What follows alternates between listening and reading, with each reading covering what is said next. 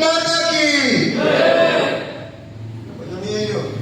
भारत माता की हम हमारा हक मांगते, किसी से भीख मांगते, हम हमारा हक मांगते, नहीं किसी से भीख मांगते।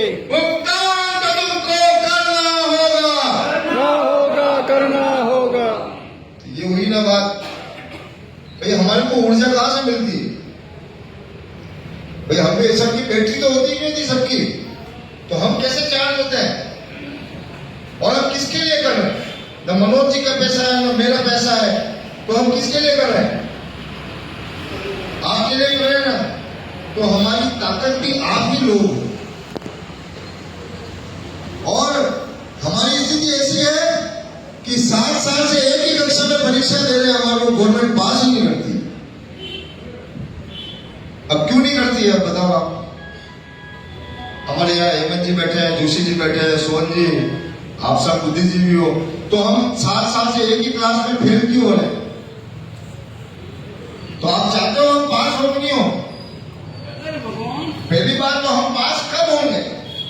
हम पास तब होंगे जब ये राज्य सरकार कहेगी कि हाँ अब हम अपनी जिम्मेदारी लेते हैं कि अब हम भुगतान की प्रक्रिया चालू करते हैं। वो यूं नहीं कहेंगे कि भरत जी को पैसा दे देंगे या मनोज जी को दे देंगे। तो हमारी जीत कब होगी, हम पास कब होंगे? जब आपके भुगतान, आपके हक, आपके अधिकारों के लिए सरकार कहेगी, मानेगी। तो अब हम 7 साल से देखो खाली 2-4 नंबर कम पड़ रहे हैं। पहली बार परीक्षा में बैठे तो हम 6-7 लोग थे गुलाबाग में। फिर धीरे धीरे हमने पढ़ाई की, हम लोगों के बीच गए, लोगों को जोड़ा किया, और 7 बार हम दिल्ली में प्रदर्शन किए।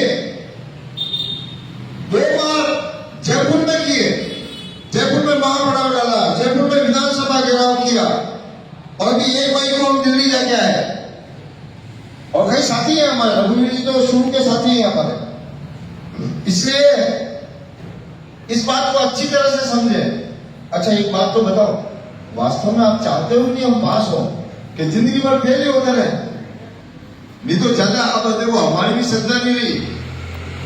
अब ज्यादा अगर फिर एक बार बच्चे 2-3 बार फेल हो जाता सकता है, और मरवा वाली परीक्षा नहीं देनी, हमें स्कूल में जाना छोड़ दे।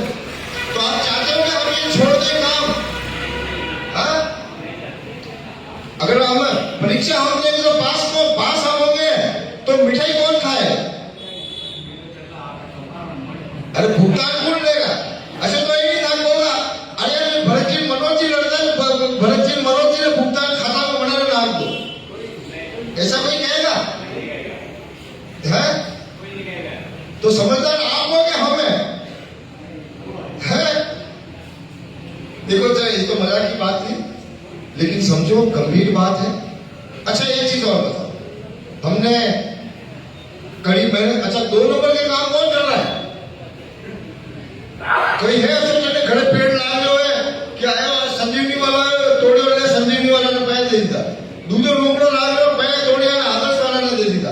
अच्छा रुकड़ो करते हैं पेड़ घरे पैर रुकड़ा, तो पैर क्यों लाया? मेहनत की अपन ने, पुरुषार्थ किया, श्रम किया, और अपना पेट काटा। तो हम अपना पेट काट के जमा करा रहे हैं, किसके लिए करा रहे हैं? अपने बच्चों के लिए ना, अपनी आने वाली पीढ़ी के लिए।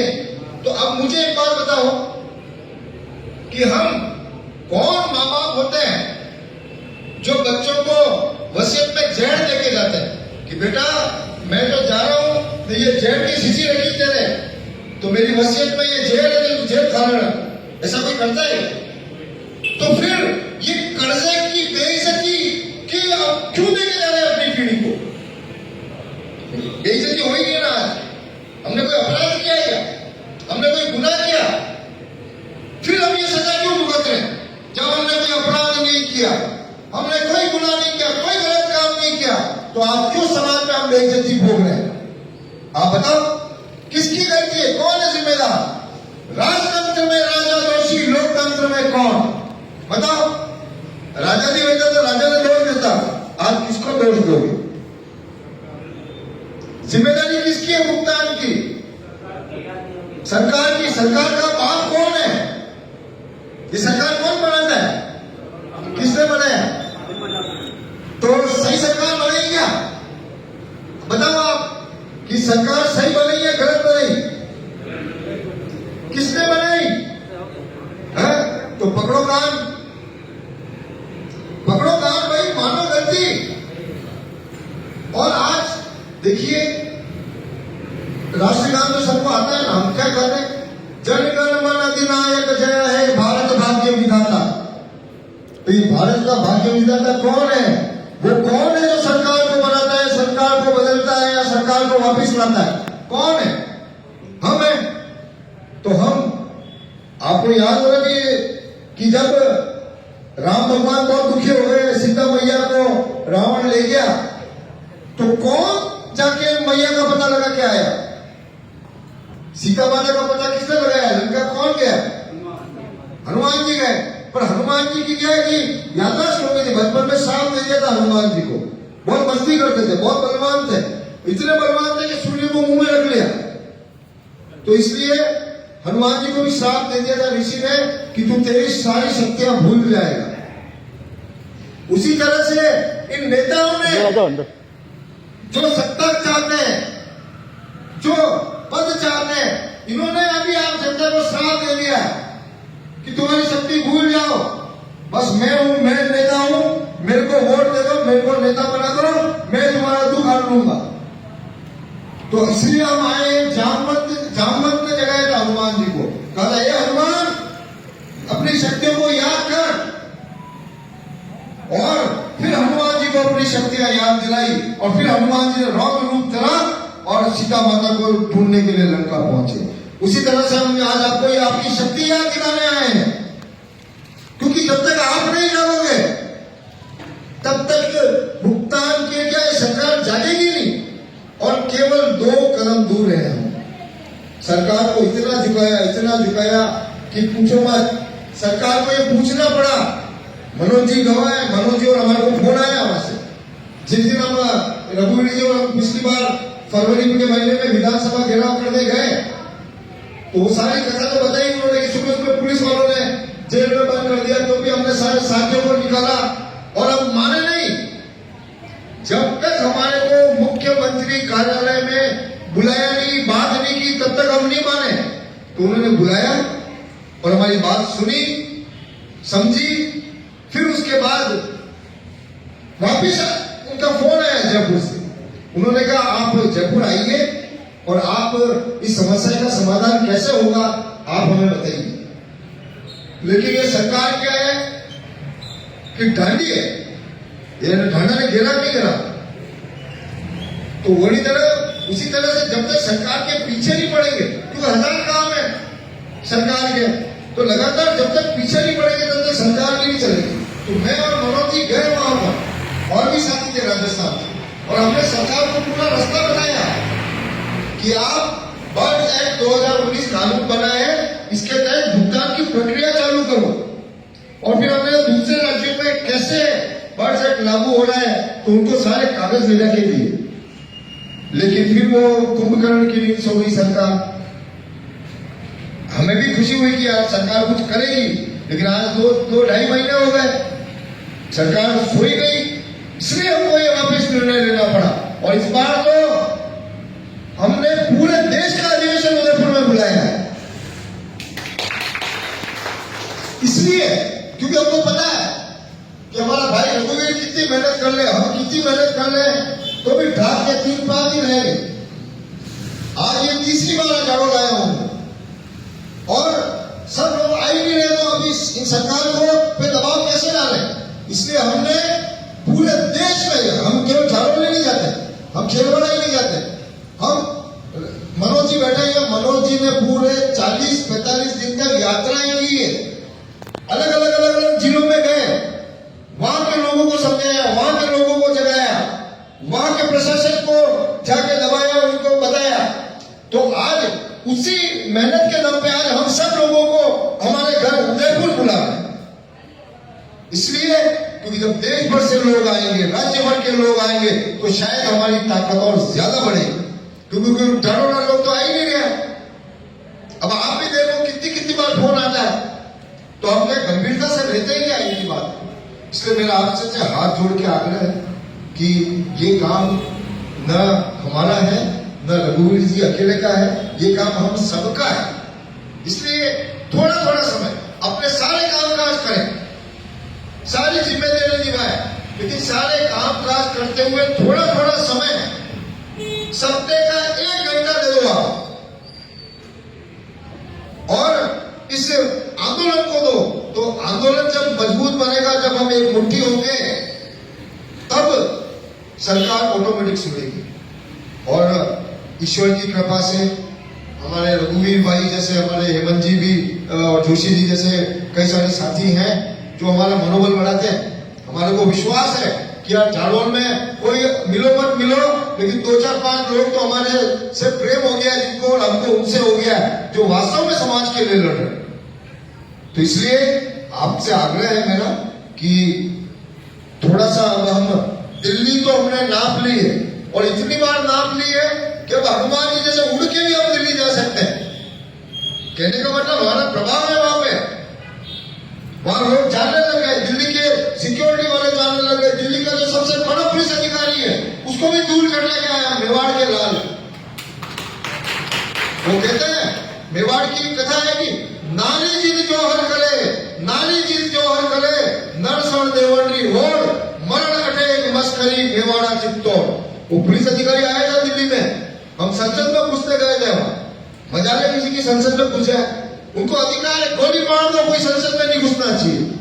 वो पुलिस अधिकारी से सामना हो रहा था, तो मैंने उसको यही कहा, मैंने कहा साहब कि या तो घर पे आत्महत्या कर ले, या हम आपकी गोली से मर जाए।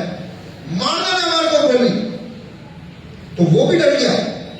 वो कह रही आदमी तो गोली से भी डर रहा, तो घुस जाएगा संसद में अभी क्या। तो इसलिए कहने का मतलब है कि इस मेवाड़ की धरती, मेवाड़ की माटी सच्ची माटी है, महाराणा प्रताप की माटी है, हल्दी घाटी की माटी है। तो इसका चमत्कार दिल्ली वालों को तो दिखा दिया, पर जाड़ोल वालों को नहीं दिखा पा रहे। जाड़ोल वाला घड़ा दिल्ली वालों को मोटा कई करा, अपने घरना मना के बाजार में लड़ना, घर में नहीं लड़ सका। सही बात है। इसलिए भाई साहब, लड़ने की नौबत मत आने दो। क्या आप अपनी जिम्मेदारी समझो, अपनी कमजोरियों को दूर करो, और थोड़ा थोड़ा समय। अब दिल्ली हमने नाप ली है, और अब आपको घर घर नापना है, लोगों को जगाना है। अरे जागो और सही सरकार चुनो यार। आए दिन अभी भी कंपनियां चल रही, पहले लूट के गए, लूटे पकड़ाए नहीं, और आज रोज लूट रहे। और आप में से कितने लोग हैं जो अभी किसी न किसी कंपनी में काम कर रहे हैं? हाथ खड़ा करो। कोई कर रहा है कंपनी में काम? सब कर रहे हैं। हमारा बेटा बोल भी गया, कोई बात नहीं, वो विषय नहीं है। हम ये चाहते हैं कि व्यवस्थाएं सुधर जाए, व्यवस्थाएं सुधरेगी तो काम धंधे रोजगार चलने चाहिए। हम इन कंपनियों के विरोधी नहीं, हम उन कारणों के विरोधी, उन ठगों और बेईमानों के विरोधी है जिन्होंने ये समझ रखा है कि सरकार से लाइसेंस लो, लोगों को लूटो, भाग जाओ, फिर नई कंपनी बनाओ, फिर लूटो, फिर भाग जाओ। तो ये लूटने का सिलसिला इस देश में 40 साल से चल रहा है, और वास्तव में तो 250 साल से चल रहा है। जिस दिन पहली कंपनी आई थी, ईस्ट इंडिया कंपनी, वो क्या करी थी? वो भी व्यापारी बन के आई थी कि बिजनेस करेंगे, बिजनेस करेंगे, बिजनेस करेंगे। और क्या किया? राजा महाराजाओं के साथ बिजनेस किया। तो जब वो गई तो सारे राजा महाराजा सड़क पे, समझो आप। इसलिए हम पहले लुटे पिटे लोग नहीं है, राजा महाराजाओं को भी ठग गए, और आज और नए ठग पैदा हो। इसलिए इस बात को समझे कि हम सबको मिलकर व्यवस्था सुधारनी। भुगतान तो आ जाएगा, लेकिन भुगतान से भी एक बड़ी चीज है, वो है हमारे, जिसके लिए हमने ये सारा पैसा इकट्ठा किया, जिसके लिए बचत की, जिसके लिए हम मेहनत कर रहे हैं, पैसा कमा रहे, बचा रहे, वो है हमारी आने वाली संतानें, हमारी नई पीढ़ी। तो वो ज्यादा जरूरी है कि नहीं? तो इसलिए हम अपने आने वाली पीढ़ी को भी सही व्यवस्था, सही ठग बेईमान उपदेश देना चाहते हैं, नहीं चाहते? बोलो आप, सब नींद आई है? देना चाहते हैं या नहीं चाहते? बोलो जोर से बोलो, हम देना चाहते हैं। और वो इसीलिए हम लोग आए। अब एक राज की बात बताता हूं कि मनोज जी और हमारा क्या स्वार्थ है? आपका तो छोटा सा स्वार्थ है, क्या इतना सा स्वार्थ है? कई मार भया ही जाता है, कहीं 1000 होगा, कहीं लाख होगा, कहीं करोड़ भी होगा, लेकिन आप सबसे बड़ा स्वार्थ हमारा स्वार्थ है। मनोज भाई का स्वार्थ है कि मेरा भारत बलवान भारत होना चाहिए, इतना बलवान भारत होना चाहिए कि कोई उसको ठग नहीं सके। मेरा सपना है कि मेरा भारत स्वर्णिम भारत होना चाहिए, सोने जैसा भारत होना चाहिए, क्योंकि मेरे पूर्वज थे, उस समय भारत सोने की चिड़िया था, दूध दही की नदियां बहती थी। नदियां बहती थी इसका मतलब ये नहीं है कि ये नदी में दूध बहे, तो उसका अर्थ ये है कि कभी भी इस देश में दूध दही घी का पैसा नहीं लगता था। सब अपने अपने घर में चक छांटते थे, दूध दही घी खूब खाते पीते थे, और किसी भी गांव में किसी की शादी होती थी या कोई त्योहार होता था तो घर घर से वहां घी जाता था, घर घर से दूध जाता था, घर घर से दही जाता था, और उसका काम होता था। तो इसलिए मेरा भी वही सपना है कि वैसा ही भारत हो, पैसा ज्यादा कीमती ना हो, मनुष्य ज्यादा कीमती हो, संबंध ज्यादा कीमती हो, समाज ज्यादा कीमती हो। इसलिए इस लड़ाई को हम लोग लड़ रहे हैं। आप सबसे बड़ा नहीं हमारा, तो बोलो हमारे परिवार में साथ दोगे हमारा, और वो ऐसे ही हम जुड़े रहेंगे आपसे। जैसे मनोज भाई ने कहा, मजा ना किसी की, भले कोई तोप लाल हो, भले कलेक्टर हो, डीएम हो, एसडीएम हो, पुलिस हो, एसपी हो, कोई भी हो, मजा ना किसी की जो मेरे किसी भी नागरिक को गलत नाजायज रूप से परेशान कर सके। आप रात को भी 12 बजे ये मान के सोए कि अगर मेरे से कोई संकट आया तो मैं फोन करूंगा, तो मेरे साथ मेरा संगठन है। लेकिन क्या आप संगठन के साथ हो? क्या रघुवीर जी के साथ समस्या आ गई थी, पूछो रघुवीर जी को। वहीं से एक बार में पिछली बार हम आए थे तो ठेठ थाने में जाके आए, डिप्टी के पास जाके आए, हमने फोन से ही समस्या समाधान किया, कई बार किया, और बहुत सी जगह करते हैं। इसलिए आप संगठन से जुड़ोगे तो संगठन आपसे जुड़े। इसलिए मैं चाहता हूं कि संगठन को मजबूत करें, आगे रैली की ओर जाना है हमारे को, तो एक ही वादा चाहिए कि इस बड़ी लड़ाई में हम आपकी लड़ाई में साथ दे रहे हैं, आप हमारी लड़ाई में साथ दो, और मिलके ऐसा भारत बनाते हैं, ऐसी व्यवस्था बनाते हैं, ऐसा जाड़ों बनाते हैं, ऐसा प्रशासन बनाते हैं कि कोई ठगने वाला लुटेरा बेईमान यहाँ टिक नहीं सकता। बस यही बात है मुख्य रूप से। और दूसरा, अब एक होमवर्क, स्कूल तो सब गए होंगे, स्कूल में होमवर्क मिलता है नहीं मिलता, तो क्लास तो अभी खत्म हो रही है, लेकिन हम एक होमवर्क देके जा रहे हैं आपको कि तहसील में क्या ग्राम पंचायत है कितनी,